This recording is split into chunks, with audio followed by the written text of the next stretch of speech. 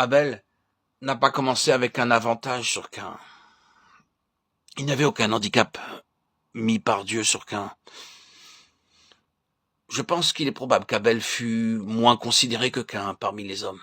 Il n'est pas nécessaire d'avoir toute cette intelligence, cette qualité, ce labeur, cette sueur pour garder quelques moutons. Non, avec Dieu, il y a une base commune pour tous, que ce soit pour Caïn ou pour Abel. Dieu n'a pas de favori. Dieu ne met aucun handicap sur un groupe particulier de personnes.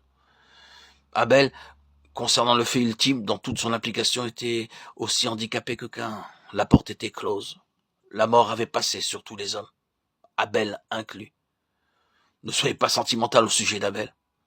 Son cœur n'était pas meilleur que celui de Caïn aux yeux de Dieu. Mais quelle fut la différence? Abel accepta le principe de la mort.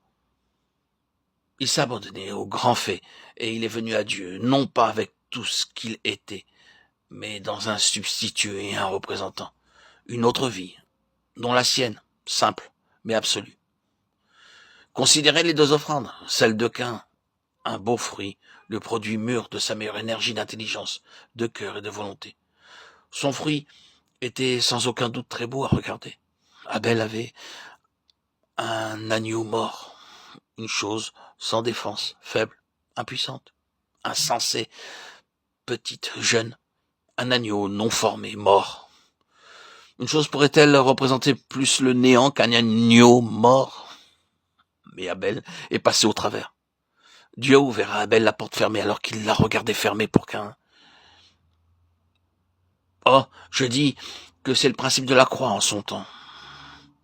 Le travail de mes mains ne peut accomplir les exigences de ta loi. Mon zèle ne pourrait connaître aucun répit. Mes larmes pourraient couler à jamais. Tout ne pourrait expier le péché. Tu dois sauver uniquement toi. Je ne peux rien faire. Je ne peux rien offrir et je ne suis rien qu'une chose morte. Mon chemin d'accès est un agneau immolé, l'agneau de Dieu. Le principe de la croix, c'est très radical, très absolu.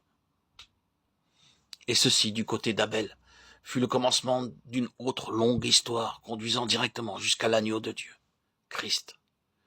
Écoutez-le. Écoutez-le en présence de Caïn. Le Fils ne peut rien faire de lui-même. Jean 5, 19. Voilà le principe de la croix. Il a accepté cette position d'être dans la capacité de ne rien faire de lui-même. Tout doit provenir de Dieu. Sinon, il n'y a pas de chemin d'accès. Caïn dirait, je peux le faire, voilà, c'est mon action, cela provient de moi, ce fruit provient de moi. Je suis dans ceci, je fais ceci dans lequel je me retrouve, et que j'ai fait, que j'ai concrétisé et suscité. Je fais de cela le fondement de mon approche de Dieu. En pensant ainsi, la porte est restée fermée. Ce n'est pas uniquement un message pour les pécheurs, mais le Nouveau Testament en fait un message pour les chrétiens, parce que cela ne gouverne pas seulement notre entrée dans la vie, mais cela régit tout le cours de la vie, dans chaque aspect, dans chaque étape. Si c'est une question davantage de vie, alors c'est davantage d'acceptation de la croix, ce qui signifie de plus en plus réaliser, reconnaître et se soumettre au fait que tout doit provenir de Dieu. Oui, quoi que puisse être ce tout, cela touchera tout.